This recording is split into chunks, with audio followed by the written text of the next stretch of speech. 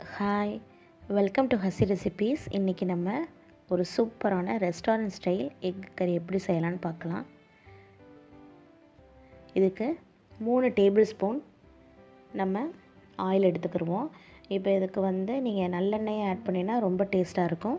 அதே சமயத்தில் நீங்கள் நல்லெண்ணெய் கிடைக்கலனா நீங்கள் ரிஃபைன் ஆயில் ஆட் பண்ணிக்கிடலாம். அதுக்கப்புறம் அந்த எண்ணெயில் ஒரு டேபிள் ஸ்பூன் அளவுக்கு சில்லி பவுடரும், ஒரு டீஸ்பூன் அளவுக்கு, 1/2 டீஸ்பூன் அளவுக்கு டர்மரிக் பவுடர் மஞ்சத்தூளையும் போட்டு எண்ணெயில் கொஞ்சம் வதக்கிட்டு, அதுக்கப்புறம் ஒரு 1/4 டீஸ்பூன் அளவுக்கு உப்பு ஆட் பண்ணிக்கோங்க. ஃபஸ்ட் எடுத்தோடனே எண்ணெயில் உப்பை சேர்க்காதீங்க. ஸோ இதுக்கப்புறம் இந்த மசாலாவில் முட்டையை நல்லா போட்டு கொஞ்சம் நல்லா வதக்குங்க.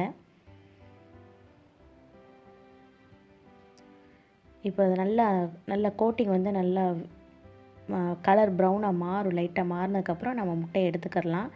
ஸோ இப்போ இதே எண்ணெயிலையே நம்ம என்ன செய்வோம், சீரகத்தை ஆட் பண்ணிக்கிடுவோம்.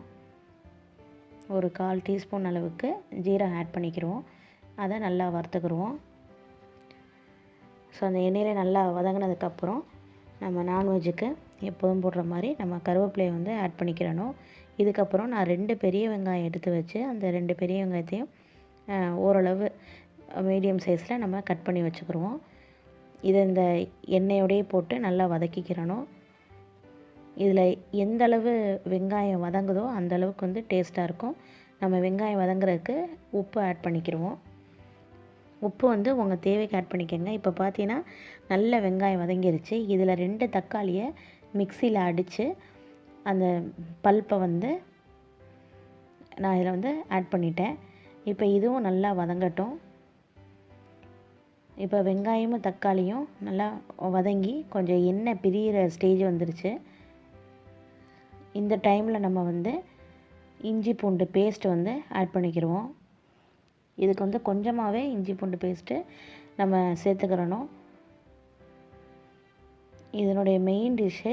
இதை நல்ல கிரேவியை கொடுக்கக்கூடிய ஒரு ரகசியம் என்னென்னா, இந்த தயிர் நம்ம சேர்க்குறது. 2 டேபிள் ஸ்பூன் அளவுக்கு தயிர் சேர்த்துக்கிறணும். சேர்த்துட்டு நல்லா வதக்கிக்கிறணும். இதுக்கப்புறம் நம்மளுக்கு காரத்தவையான அளவுக்கு சில்லி பவுடர், தனியாத்தூள், அதுக்கப்புறம் கரம் மசாலா. ஸோ கரம் மசாலாங்கிறது நாங்கள் வீட்டில் ப்ரிப்பேர் பண்ணி வச்சுருப்போம். அது நாங்கள் பிரியாணி எல்லா ஐட்டங்களுக்குமே நாங்கள் யூஸ் பண்ணிக்கிடுவோம். கொஞ்சமாக போட்டாலே போதும். அது எப்படி கரம் மசாலா ப்ரிப்பேர் பண்ணுறங்கிறது என்னோடய இன்னொரு வீடியோ இருக்குது. அதை பார்த்து தெரிஞ்சுக்கோங்க. இதுக்கப்புறம் மசாலா கொஞ்சம் வதக்கினதுக்கப்புறம் நம்ம ஒரு கிளாஸ் தண்ணி ஆட் பண்ணிக்கிடுவோம். ஆட் பண்ணிவிட்டு எல்லாத்தையும் மிக்ஸ் பண்ணிக்கிட்டு இது எண்ணெய் பிரிஞ்சு வர வரையும் நம்ம வெயிட் பண்ணணும். இப்போ கொஞ்சம் பார்த்தீங்கன்னா எண்ணெய் பிரிஞ்சு வர ஆரம்பிச்சிருச்சு. அப்படின்னா அந்த மசாலா வெந்துருச்சு. இப்போ பாருங்கள், எல்லா பக்கமும் எண்ணெய் விட்டுருச்சு மேலாப்பில். ஸோ இதுதான் ஃபஸ்ட்டு பதம். அதுக்கப்புறம் நம்ம பொரிச்சு வச்சுருந்த முட்டையை நம்ம இதில் ஆட் பண்ணிக்கிறணும். இதில் நான் அப்படியே முட்டையை ஆட் பண்ணுறேன். நீங்கள் முட்டையை பாயில் பண்ணையில் அந்த பொரிக்கிறதுக்கு முன்னாலேயே என்ன செய்யுங்க, ஒரு ஃபோக் வச்சு அந்த முள் மாதிரி உள்ள கத்தி இருக்கும்ல, அந்த இதில் ஸ்பூனில் அதனுடைய மேல் பகுதி ஃபுல்லாக அப்படியே ஓட்டை மாதிரி போட்டுக்கோங்க. இல்லாட்டி கத்தியை வச்சு கொஞ்சமாக கீறிக்கங்க. நல்ல மசாலா உள்ளக்க போகும். நான் அப்படி பண்ணலை, நான் மறந்துட்டேன். அதனால் நீங்கள் அந்த மாதிரி பண்ணிக்கங்க. இப்போ பார்த்தீங்கன்னா நல்ல ஒரு திக்னஸ் உங்களுக்கு தெரியும். அது என்னென்னா, நீங்கள் போட்ட அந்த தயிர்னால தான் அந்த திக்னஸ். இப்போ முட்டை ஆட் பண்ணதுக்கப்புறமும் ஒரு கிளாஸ் தண்ணி ஆட் பண்ணிக்கோங்க. தண்ணி ஆட் பண்ணிவிட்டு இது 4 முட்டைக்கு உள்ள அளவு. ஒரு 5 நிமிஷம் குக் பண்ணால் பாருங்கள், எண்ணெய் எல்லாம் பிரிஞ்சு ஃபைனல் ஸ்டேஜில் நம்ம கொத்தமல்லி இலையை போட்டு அடுப்பை ஆஃப் பண்ணிடலாம். கண்டிப்பாக உங்களுக்கு எல்லாத்துக்கும் பிடிக்கும். கண்டிப்பாக ட்ரை பண்ணி பார்த்து கமெண்ட் பண்ணுங்கள்.